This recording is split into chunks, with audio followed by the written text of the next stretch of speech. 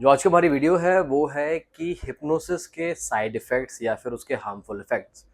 ये एक बहुत हमारे मन में क्यूरियोसिटी रहती है जानने की, क्या हिप्नोसिस का हमारे ऊपर कोई बुरा प्रभाव होगा?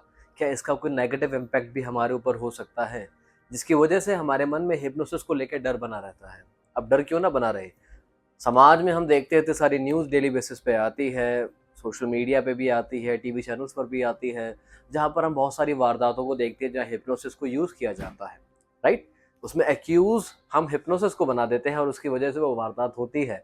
इन रीज़न्स की वजह से हमारे मन में एक डर आ जाता है जिसकी वजह से हम ये सोचते हैं और ये पूछते हैं कि क्या हिप्नोसिस का कोई साइड इफ़ेक्ट हमारे ऊपर हो सकता है या नहीं? तो आज हम कुछ मिसकन्फ्यूजन को या इन डाउट्स को या इस डर को क्लियर करेंगे और समझेंगे क्या ये बात सच है कि हिप्नोसिस से कुछ साइड इफेक्ट हो सकता है या फिर ये झूठ है। देखिए, सबसे पहली बात ये आती है कि हिप्नोसिस क्या है। हमें ये समझना होगा कि उसके साइड इफेक्ट पे जाने से पहले हिप्नोसिस है क्या। ये एक काउंसलिंग स्टेट है, यानी कि हम इसमें लोगों से बातचीत करते हैं, कम्युनिकेटिव थेरेपी है। जब हम इसको एक थेरेपेटिकल पॉइंट ऑफ व्यू से यूज करते हैं तो ये हिप्नोथेरेपी बन जाती है। जब हम इसको एंटरटेनमेंट पर्पस के लिए यूज करते हैं तो ये स्टेज हिप्नोसिस बन जाता है। वहाँ वो स्टेज हिप्नोथेरेपी नहीं होता, वो स्टेज हिप्नोसिस होता है, या फिर उसको हम स्टेज हिप्नोटिज्म भी कह सकते हैं। वो हिप्नोथेरेपी नहीं होता, बट इसका मतलब ये नहीं है वहाँ पर हिप्नोसिस को हम वैसे यूज़ कर लेंगे, वहाँ पर हम ऐसे यूज़ कर लेंगे। दोनों के पीछे की जो साइंस है वो सेम है, इनका ग्राउंड लेवल सेम ही रहेगा। तो इसमें ग्राउंड लेवल क्या है? सबसे पहली बात तो ये है, हिप्नोसिस बिना कंसेंट के आप नहीं कर सकते। राह चलते किसी को हिप्नोटाइज कर लिया, सॉरी नॉट पॉसिबल। तो अगर हम ये बोलेंगे, हमारे मन में अगर ये डर है कि हम तो किसी को भी हिप्नोटाइज कर सकते हैं, तो ये नेगेटिव इम्पैक्ट हो गया ना। तो मैं वो क्लियर कर देता हूँ, वो इम्पॉसिबल है। दूसरा, हिप्नोसिस से हम अपना होश खो बैठते हैं, हम अपना कंट्रोल खो बैठते हैं, और जिस इंसान ने हमें हिप्नोटाइज किया है हम वही चीज़ करना शुरू कर देते हैं। यहाँ पर हम हिप्नोटाइज करने को कंट्रोलिंग मैकेनिज्म से कंफ्यूज कर देते हैं कि वो इंसान हमारे वश में आ गया, ये एक वशीकरण है। तो सरासर झूठ है, ऐसा पॉसिबल नहीं हो सकता। हम जितनी भी वीडियो सोशल मीडिया पे देखते हैं जहाँ पर दिखाया जाता है कि जो पेशेंट है वो थेरेपिस्ट के कहने पे या फिर हिप्नोटिस्ट के कहने पे वैसी चीज़ें कर रहे हैं, तो वो अपनी मर्जी से कर रहे हैं, उनको ज़बरदस्ती नहीं करवाया जा सकता। अगर इसमें 1% छोड़ो, 0.1% की भी रियलिटी होती तो इस चीज़ को, हिप्नोसिस के प्रोसेस को गवर्नमेंट ऑफ इंडिया बैन कर चुकी होती। हमें समझना होगा, थोड़ा सा लॉजिक माइंड यहाँ लगाना होगा। हमें कोई कंट्रोल नहीं कर सकता, हम किसी के वश में नहीं आएंगे, हम वो चीज़ें नहीं करेंगे जो हम नहीं करना चाहते। इसलिए हिप्नोसिस के लिए कंसेंट ज़रूरी है। पहला पॉइंट मैंने इसलिए यही बोला था, कंसेंट होना बहुत ज़रूरी है। जब तक आप मुझे हाँ नहीं बोलोगे, मैं आपके ऊपर सेशन नहीं कर सकता हूँ हिप्नोसिस का। और हिप्नोसिस के अंदर जो ट्रांस बना होता है वो उतना ही लेवल का रहता है या फिर उसी एक्सपीरियंस का रहता है जैसा हम एक मेडिटेशन के ट्रांस में फील करते हैं। कोई अलग नहीं है, कोई अंतर नहीं है।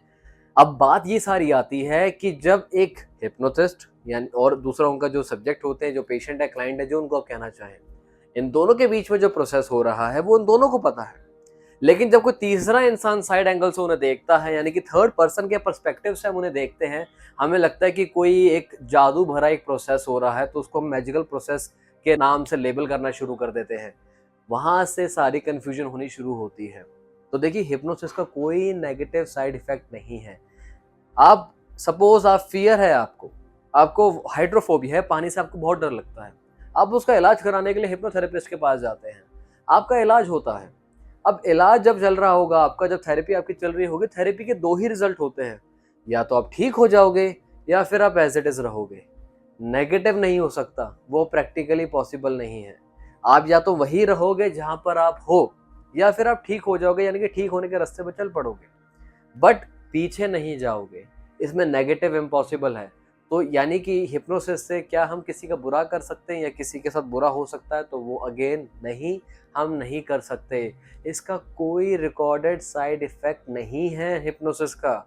आप खुद एक्सपीरियंस करके देखो। आप हमारे चैनल पे इतने सारे हिप्नोथेरेपी के सेशंस को सुनते रहते हैं, काफ़ी सारे हैं। ऑलमोस्ट आप देखोगे 200 के ऊपर तो हमारे केवल थेरेपी सेशंस हैं। कोई एक सेशन आप मुझे ऐसा बता दो सुनने के बाद आपको ऐसा लगा हो कि आपने अपना कंट्रोल खो दिया, या आप मेरे वश में आ गए, या आप वो कर रहे हैं जो मैं ज़बरदस्ती आपसे करवाना चाह रहा हूँ। ऐसा कुछ भी नहीं हो रहा। साइकोलॉजिकल इश्यूज़ को लिया जाता है, उनको ठीक किया जाता है। एक एक साइकोलॉजिकल इशू को हम लेते हैं, एक एक को टारगेट करके उन्हें ठीक करते हैं। अब हमारे पास वही आएगा जिसके पास इश्यूज हैं, वही वो सेशन सुनेगा और उस सेशन को रेगुलर सुनने से अपने आप को वो बेहतर करेगा। तो जब यहाँ पे एक सिंपल एक प्रोसेस चल रहा है तो यहाँ पे नेगेटिव कुछ होने का स्कोप बचता ही नहीं है। हमें जितने भी हम ये एंटरटेनमेंट हिप्नोसिस वाली वीडियोस को देखते हैं जहाँ पे नाम भुला देते हैं, उनको कुछ मन में क्या चल रहा है वो एकदम से बता देते हैं, राइट? हमें काफ़ी सारे देखते हैं, हम ये क्यों भूल जाते हैं? स्टार्टिंग में इनको लिखा जाता है एंटरटेनमेंट हिप्नोसिस, स्टेज हिप्नोसिस। रास्ते में किसी को भी हिप्नोटाइज कर लिया, इसकी ऑथेंटिसिटी क्या है कि रास्ते में जो लोग थे वो उनकी टीम के थे या नहीं थे? थोड़ा सा हमें लॉजिक माइंड यहाँ लगाना है, थोड़ा सा हमें कॉमन सेंस यहाँ लगाना है। जितनी भी मैनिपुलेशन करके चोरियां होती हैं, चाहे वो ज्वेलर की शॉप में हो, किसी के घर से पैसे चुरा लेते हैं लोग ढोंगी बन के, फिर कहते हैं कि मुझे तो हिप्नोटाइज कर लिया था। हिप्नोटाइज नहीं किया था, मैनिपुलेट किया था। और मैनिपुलेशन के लिए एक एनवायरनमेंट क्रिएट किया जाता है, तब जाके इंसान मैनिपुलेट होता है। ईजिली कोई मैनिपुलेट नहीं होता, कंडीशनिंग क्रिएट की जाती है, तब आप उनके जाल में फंसते हैं। और कौन सा इंसान धरती पे ऐसा हो गया जो ये कह देगा कि भाई मुझे तो मैनिपुलेट करा था, हिप्नोसिस नहीं था? अपने ऊपर थोड़ी कोई ब्लेम लेगा। मैं आपको एक हार्श रियलिटी बता रहा हूँ जिसकी वजह से हिप्नोसिस का जो प्रोसेस है वो बिना बात का बदनाम होता है। तो ऐसा कोई डरने की बात नहीं है, इसमें कोई नेगेटिव इम्पैक्ट नहीं है, कोई साइड इफेक्ट नहीं है। ऐसा कोई रिकॉर्डेड आपको नहीं दिखेगा कहीं पर भी कि हिप्नोसिस से किसी के साथ गलत हो गया। पॉसिबल नहीं है, क्योंकि अगर कोई चीज़ अगर वो लोगों का नुकसान कर सकती है तो कोई भी देश उसे लीगली चलने की परमिशन क्यों देगा? कॉमन सी बात है ये, राइट? गलत है तो उस पर बैन लगेगा, गलत नहीं है तो कंटिन्यू रहेगी, as simple as that, right? तो आशा करता हूँ आज की वीडियो थोड़ी इन्फॉर्मेटिव रही होगी और आपके थोड़े डाउट्स और कंफ्यूजन या फिर मिसअंडरस्टैंडिंग्स रिगार्डिंग दिस टॉपिक थोड़े क्लियर हुए होंगे, राइट? कोई और डाउट है regarding the subject of hypnosis, आप मुझसे पूछ सकते हो कमेंट सेक्शन में। मिलता हूँ अगली वीडियो में, बाय बाय।